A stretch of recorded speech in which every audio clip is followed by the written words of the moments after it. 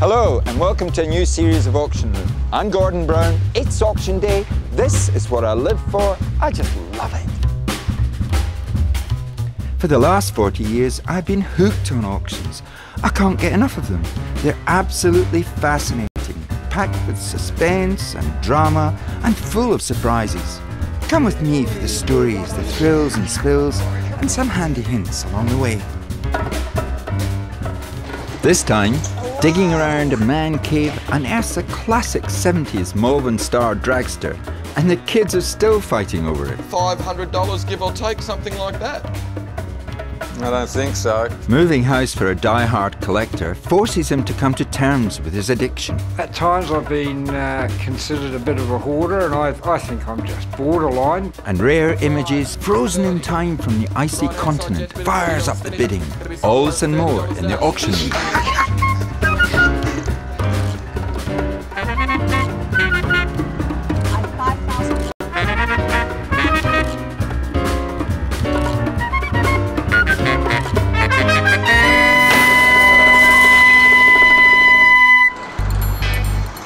I'm in the Melbourne suburb of Murrumbina at a great little auction house. You know, quite often when I'm rummaging around an auction sale like this, I'll spot something that immediately transports me back to my youth. And you know, I think that's why a lot of people buy such things. It takes them back to a happier and simpler time in their lives. Now we're about to meet a man who's passionate about all things from his youth, and he's selling a piece of iconic Australian history. Artisan Sam Bianco lives in a leafy Melbourne suburb, not far from the CBD. You know, I'm so privileged in my line of work. I get to look in people's houses for treasure. You know, there's only one thing better than looking in people's houses, and that's looking in their sheds. And I've heard this shed today is something really special. Hello. Hey, Gordon. Hey, Sam. How are you? I'm good. Yeah. Now, I've heard about this fabulous shed of yours. Yes, You yes. show me it? Walk this way. Can't wait.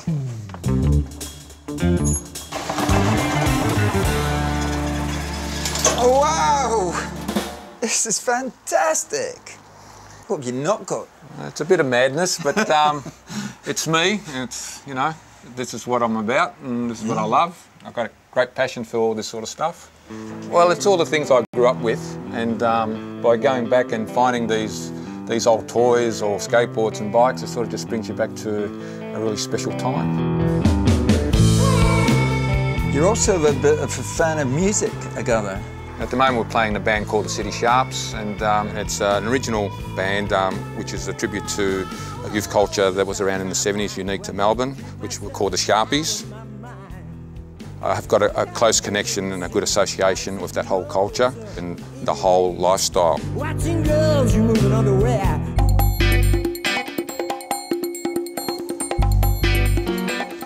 Sam, this reminds me of my misspent youth. the hours we used to spend at the penny parlours playing these things. I actually used to be a champion when I was younger. How about you? That's what they all say. Look at this. Would you believe I lost with that hardly a flick? Oh my goodness. Oh, this is amazing. Wow, you got so many skateboards and skimboards and bikes. Unreal. So one of my main passions are my bikes, and they're dragster bikes from the 70s. This is the bike I'm going to put through the auction house. As you can see, it's still packaged like the day it come out of the factory. Made by Malvern Star. It still has its tag with saying dragster, free speed, orange. Yeah. The guards and the seat are still covered in the original plastic. That's amazing. The pedals still wrapped in the original newspaper from, I'd say, 1975. Wow. And it still has a little brochure on the gear stick. The only thing I've done to this bike is put the air in the tyres. Oh, you're kidding? That's all I've done. Oh, look, I think this is really special, you know. I think this will go really well. Well, to a serious collector, this is a premium bike. Although no longer in Australian hands, the Malvern Star name is a part of Australian mythology, with a long historical connection to Melbourne. Today, the bicycles are highly collectible.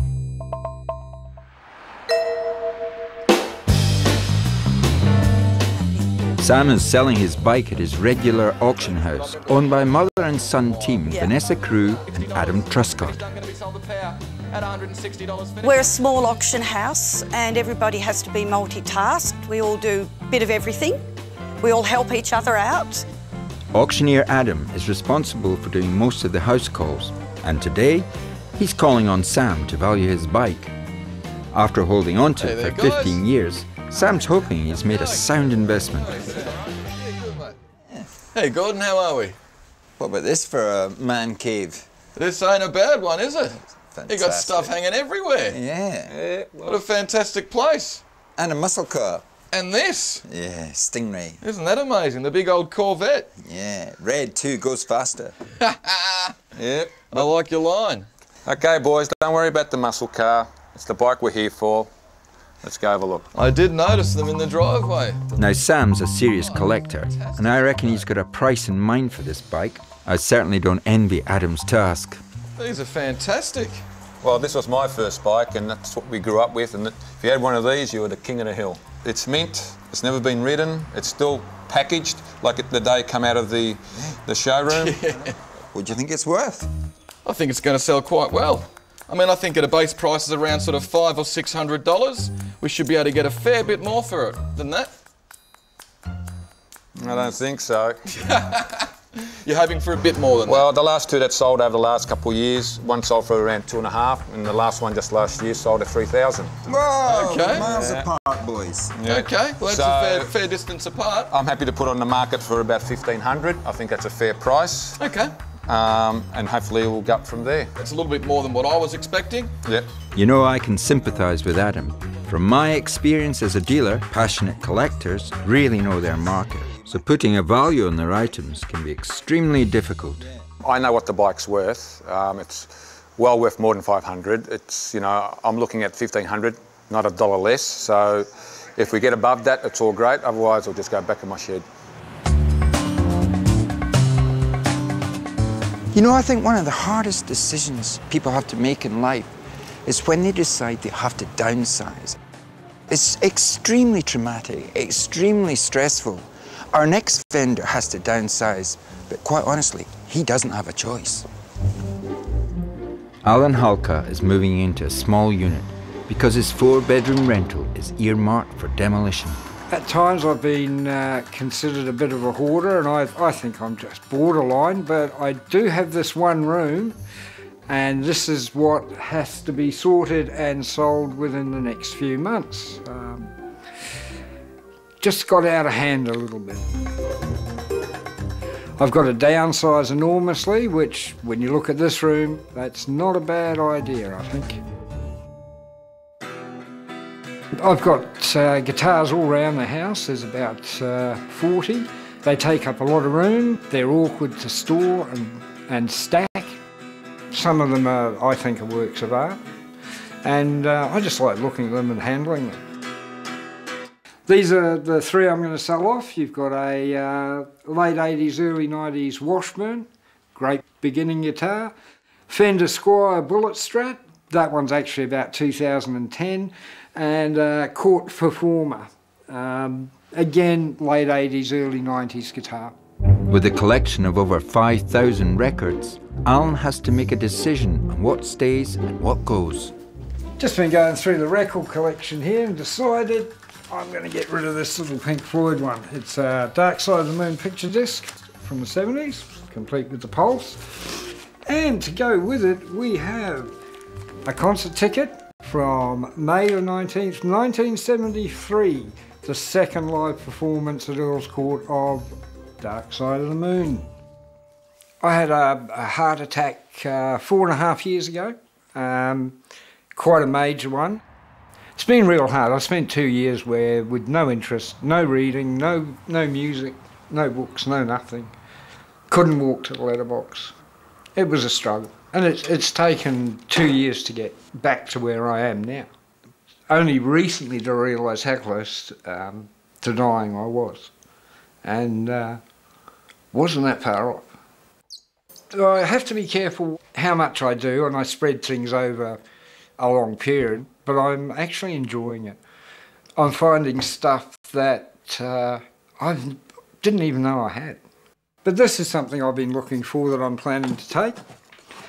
This is a set of photographs and postcards from an Australian National Antarctic Research Expedition, which was the first one to Macquarie Island. Some great photos, autographs on the back of the postcards, excellent pictures.